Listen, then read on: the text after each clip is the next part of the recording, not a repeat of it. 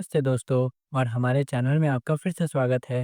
भगवान शिव के अवतारों में वीरभद्र, शरभ और काल भैरव को भयंकर और उग्र माना जाता है। इसमें काल भैरव का जन्म ब्रह्मा जी के अहंकार के नाश के लिए हुआ था, जिसके कारण उन्हें ब्रह्म हत्या लगी जो काशी में आकर के छुटी थी।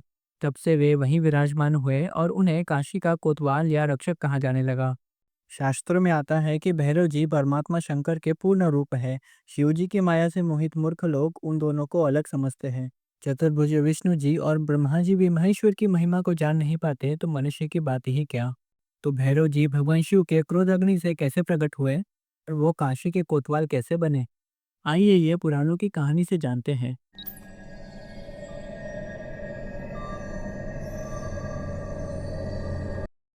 एक बार समस्त देवता और ऋषिगण परम तत्व को जानने की इच्छा से सुमेरु पर्वत के शिखर पर स्थित ब्रह्मा जी के पास गए और उनसे पूछने लगे कि अद्वितीय तथा अविनाशी तत्व क्या है।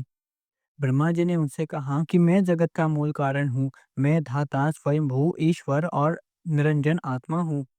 मैं ही सारे जगत का प्रवर्तक हूँ, मुझसे बड़ा कोई नहीं है। जब ब्रह्मा जी इस बात को कह रहे थे उसी समय वहां स्थित भगवान विष्णु माया से मोहित होकर हंसते हुए कहने लगे कि योग से युक्त होते हुए भी आपकी यह मूर्खता उचित नहीं है। संपूर्ण लोकों का कर्ता परम पुरुष परमात्मा परम गति प्रभु मैं ही हूँ। आप मेरी आज्ञा से ही इस सृष्टि की रचना करते हैं। मुझ ईश्वर का अनादर कर यह जगत किसी भी प्रकार जीवित नहीं रह सकता। इस प्रकार वे दोनों एक दूसरे को जीतने की इच्छा से आपस में विवाद करते हुए अपने अपने विषय में वेदों को जाकर पूछने लगे कि विश्वास पूर्वक कहिए कि एकमात्र अविनाशी तत्व हम दोनों में से कौन है। जो भी कुछ आप लोग कहेंगे वही प्रमाण हम लोग मान लेंगे। उस समय ऋग्वेद ने कहा, जिनके भीतर संपूर्ण विश्व स्थित है, जिनसे सब कुछ चलता है और जिन्हें परम तत्व कहते हैं, वे एकमात्र रुद्र ही है। उस समय यजुर्वेद ने कहा, मनुष्य योग और समस्त यज्ञों के द्वारा जिन ईश्वर की आराधना करता है और जिनसे निश्चय ही हम लोग प्रमाणित है, वे एकमात्र सबके दृष्टा शिव ही परम तत्व है। सामवेद ने कहा, यह जगत जिनके द्वारा भ्रमण कर रहा है, योगी जन जिनका चिंतन करते हैं और जिनके प्रकाश से यह संसार प्रकाशित हो रहा है, वे एकमात्र त्रयंबक शिव ही परम तत्व है। अथर्ववेद ने कहा, जिनकी भक्ति का अनुग्रह प्राप्त कर भक्त जन उनका साक्षात्कार करते हैं, उन्हीं दुख रहित एकमात्र शंकर को परम तत्व कहा गया है। वेदों के यह वचन सुनकर ब्रह्मा एवं विष्णु जी अचेत से हो गए और बोले कि आप लोग चेतनाहीन होकर यह क्या मजाक कर रहे हैं। आज आप लोगों को क्या हो गया है।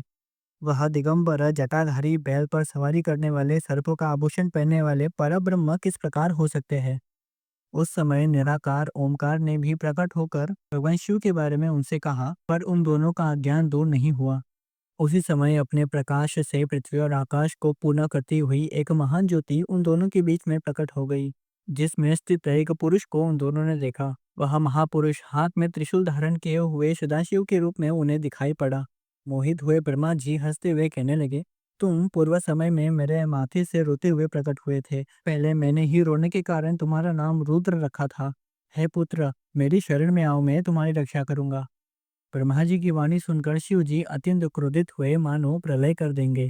उसी समय भगवान शिव ने अपने तेज से भैरव नामक एक पुरुष को उत्पन्न करके उससे कहा, तुम संसार का पालन करने में सर्वथा समर्थ हो। उसका भरण पोषण करने से तुम माँ भैरव कहे जाओगे। तुमसे काल भी डरेगा, इसलिए तुम्हें काल भैरव कहा जाएगा। उसी समय काल भैरव ने अपनी बाई उंगलियों के नखों के अग्रभाग से ब्रह्मा जी का पांचवा सिर तत्क्षण ही काट डाला। जो अंग अपराध करता है उसी को दंड देना चाहिए। इसलिए जिस सिर ने निंदा की थी उस पांचवें सिर को उन्होंने काट दिया। ब्रह्मा जी को सिर को कटा हुआ देखकर विष्णु जी डर गए और शतरुद्रीय मंत्रों से शिव जी की स्तुति करने लगे।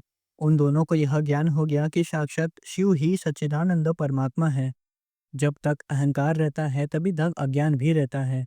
तब शिव जी ने भैरव से कहा कि तुम ब्रह्मा के इस कटे हुए कपाल को धारण करो और ब्रह्म हत्या को दूर करने के लिए कपाल व्रत धारण करके भिक्षाचरण करो। महादेव के आदेश से कापालिक व्रत धारण किए हुए वे भैरव हाथ में ब्रह्मा जी का कपाल लेकर तीनों लोकों में घूमने लगे। उस समय ब्रह्म हत्या एक कन्या का रूप धारण करके उनके पीछे पीछे चलने लगी। प्रत्येक तीर्थ में घूमते हुए भी वे ब्रह्म हत्या से मुक्त नहीं हुए। एक बार घूमते हुए ही वे भैरव विष्णु जी के निवास स्थान पर भिक्षा मांगने के लिए पहुंचे। उस समय विष्णु जी ने कहा कि आप किस कारण से भिक्षाटन कर रहे हैं। त्रिलोकी को राज्य देने वाले आपको भिक्षाटन की क्या आवश्यकता। पर शिव जी की लीला को जानकर उन्होंने मनोरथवती नाम की भिक्षा उनके पात्र में दे दी। उसके बाद भैरव विमुक्त नगरी वाराणसीपुरी में आ पहुंचे। उस काशी क्षेत्र में प्रवेश करते ही ब्रह्म हत्या उसी क्षण हाहाकार करते हुए पाताल में चली गई। उसी समय भैरव जी के हाथ से ब्रह्मा जी का कपाल नीचे गिर पड़ा। तब से वह घाट कपाल मोचन नाम से प्रसिद्ध हो गया।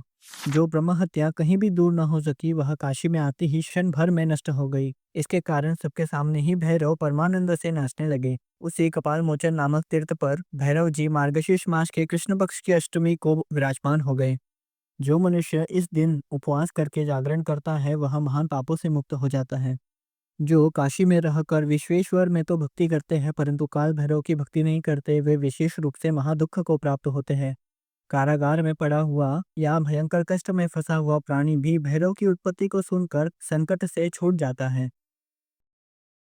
तो दोस्तों, यह थी भगवान शिव के काल भैरव अवतार की कहानी। कहा जाता है कि काल भैरव के दर्शन के बिना कोई भी यात्रा पूर्ण नहीं होती, चाहे वह काशी की यात्रा हो या आध्यात्मिक यात्रा। अगर आपको यह वीडियो पसंद आया हो तो इसे लाइक करें, शेयर करें और हमारे चैनल को सब्सक्राइब करना ना भूलें। आज के लिए इतना ही। मिलते हैं अगली वीडियो में अगली कथा के साथ। हर हर महादेव।